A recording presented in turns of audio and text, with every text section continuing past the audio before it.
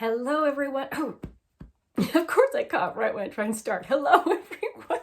How are you today? I hope you're having an absolutely wonderful day. I am so excited to go through some of my empties with you guys. I was looking at this bag of empties. I always have like one going. I'm like, I better do one of these before the end of the year so that my last one for the year isn't gigantic. So before I get into those though, I have to tell you that my tea of the day, this is a wonderful one from Teaviver. I'll put a picture up of the name on the screen because I can never remember what this is called.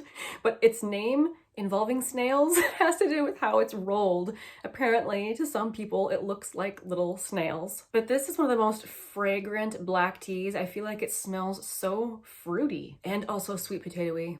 My goodness, so mellow, so juicy. That's the word that came to mind. I don't know, it's a weird description for a hot cup of tea, but it's very good.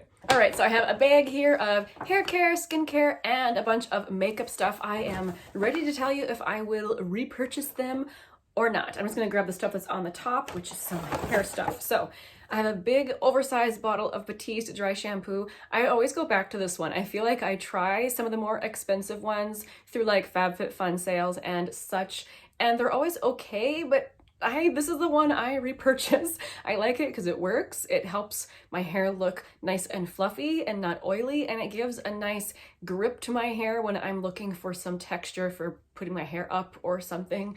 I still think it's one of the best out there. Not like I've tried a ton of dry shampoos, but just compared to the ones I have tried, yeah, this is the one I like the best. And happily, it is very inexpensive. Let's talk about something that is not inexpensive. Now this I did buy through a FabFitFun sale. This, every once in a while, I try some high-end shampoo and conditioner to see if they actually make a difference. This was a set I really enjoyed, but I'd never heard of it before. This is from a brand called eCooking. You can get it at ecooking.com. It's a vegan formula. I have their repair shampoo and conditioner. This was one of the ones where I actually did notice a difference in my hair not being so frizzy and being nice and calmed down, but not greasy. Sometimes shampoos and conditioners that are for dry hair make my hair look limp and sad, and I did not get that with these. I really enjoyed them, and I didn't think they were too overly scented or anything. If I can get them again on a sale, I will, but if I remember correctly, the regular sale price on these is outrageous, so I know I will not spend full price. Oh my goodness, here's one thing I've been waiting to talk to you guys about for so long. So this is so popular, and I found mine at TJ Maxx. I was so excited. I grabbed it for something like $11. This is such an expensive cleansing balm. All the writing is worn off, but this is from the brand. It's either Rodial or Rodial. I never know which, but this is the Pink Diamond Cleansing Balm. It actually has diamond powder in it. This is not it. And I say this in so many videos over and over. Just get the e.l.f. cleansing balm. It's the best one. And when I saw this on the shelf at TJ Maxx, I'm like, okay, I'm gonna try that high-end cleansing balm and see if it can beat out the e.l.f. one. It doesn't. It's very thick. So it does feel nice, I guess, when the skin is extra dry, to spend some time really working the thick balm in, but I don't think it emulsifies as nicely as the e.l.f. one, and therefore doesn't remove makeup as well as the e.l.f. one. One good thing about it, it did not make my eyes burn. That does happen sometimes with cleansing oils and cleansing balms. This one didn't do that, so that was a good thing. But other than that, I just was not impressed. I was so happy when this was gone, so I could move on to other things. Oh, let's do another one. This is one I just finished off, and it's looking all wrinkly from getting wet over and over, but this is the new cleansing balm from CeraVe. I had a really high hope that this would be amazing because I do respect CeraVe as a drugstore skincare brand, you know. However, this was a disappointment. Again, it did not emulsify as nicely as the e.l.f. one. I felt like it left a film on my face that I really didn't like. I double cleanse anyway, but with this particular one, I felt like I needed a cleanser afterward to get the remnants of the oil off. And it had kind of an odd scent. It still has kind of an odd scent. I don't know what that is. It doesn't say it has any sort of fragrance added, so it just must be the scent of the ingredients.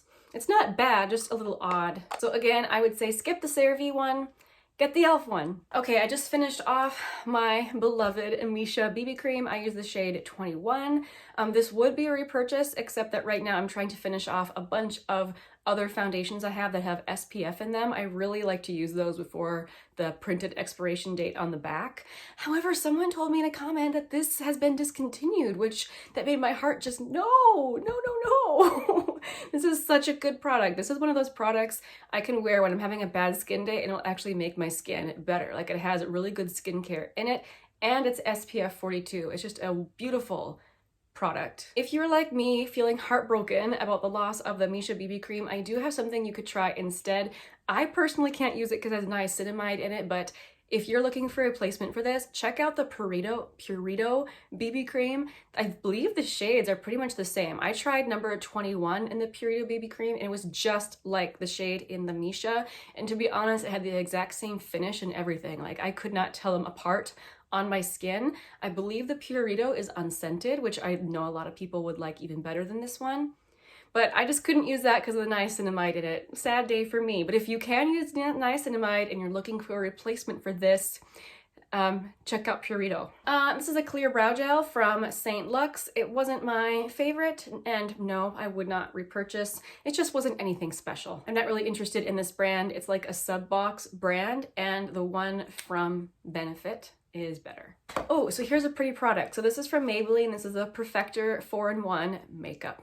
So a lot of people use this actually as a glowy foundation. I think that's very, very pretty on the skin. It's a sheer coverage product that is pretty glowy. I did try it a few times just on the high points of my face as highlighter, and I thought it was a really pretty subtle glow. Unfortunately, when I used this all over my face, my cheeks got kind of itchy. So I did not wear it very often that way after I discovered that. And I ended up using it as body makeup. So this was not meant for body makeup, and it probably wasn't the best thing for it. It did transfer like when I got it on like my socks and stuff, but it was honestly gorgeous. It was really pretty on my legs. I used the shade Fair Light, which was the fairest shade available, and it was actually way too dark for my face. And when I put it on my legs, it was even more so. Way too dark, but it made me look nice and tanned. Here's a mascara that I do recommend. So it's just a little mini of the It Cosmetics Superhero Mascara. The wand on it is pretty normal looking. I find that when I wear this one, I get nice length. And this is also one that does not smudge too badly or flake too badly on me.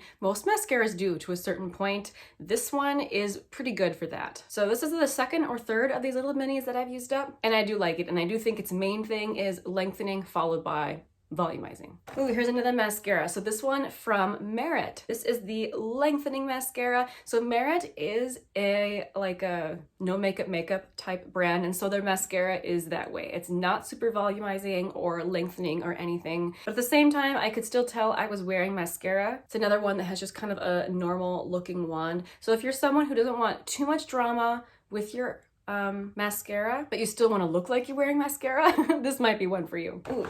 Oh, so this body oil. I have no idea if Victoria's Secret or the Pink brand is still selling this. I don't recommend it. I found it to be very sticky, and it stayed sticky on my skin for hours. Like, I would wake up in the morning and be like, wow, my legs are still sticky when I would put this on before bed. This was the Honey Nourishing Body Oil. I would say avoid this one. Ooh, here's a sunscreen that made me sad. Usually I'm a big fan of La Roche-Posay. This is the Anthelios Clear Skin SPF 60. This is supposed to be a dry touch sunscreen, so not glowy like so many sunscreens are, which is why I was so excited about this one. It was supposed to be oil-free, good for acne-prone skin. Unfortunately, I found that it pilled, and it would pill at odd moments. Like, I would try to avoid pilling by not rubbing it too much, but that didn't seem to be what caused it. I still haven't figured out what caused it after using up the entire tube. Sometimes it wouldn't pill at all, and other times I would just notice it just pilling off under my makeup. So there didn't really even seem any rhyme or reason to when it would pill. So sadly, I would avoid this one as well. One more skincare item and then one more makeup item. So first of all, this eye cream from Algenist. This is a complete eye renewal balm. This lasted me a really long time, and I scraped every last little bit out of there. I really liked this. It was very thin under my eye. I tend to get kind of paranoid about having too thick of an eye cream and it causing those little white milia bumps. You know what I'm talking about? This one, it didn't do that. And even though it was super thin, I did feel like my under eyes were hydrated. So I would never pay full price for this. It's an expensive product. I think I got this through a sub box. But if I had the opportunity to, I would try it again. And I have a little mini of the Tower 28 lip jelly. This orange one is the shade Fire. There is something so nice about this orange lip gloss. Usually I would not go out and buy an orange lip gloss, but in the summer with like, I don't know, a very fresh base on, there is something about this that was just so fun, so cute. I would buy this again. I really enjoy the formula. You guys have heard me talk about them for a really long time. I feel like the actual formula is as much a lip treatment as it is a gloss. I have worn these overnight before and I woke up in the morning and my lips were healed and we're all nice and moisturized. Like, I really think it's a beautiful formula, especially if you have sensitive lips. Like, these products are formulated for people with sensitive lips and I've never had them bother me. So hooray. Eventually I'll purchase this again. Trying to finish off some lip glosses before I do that. I was kind of hoping that Tower 28 would come out with little packets of these minis again for their holiday sales.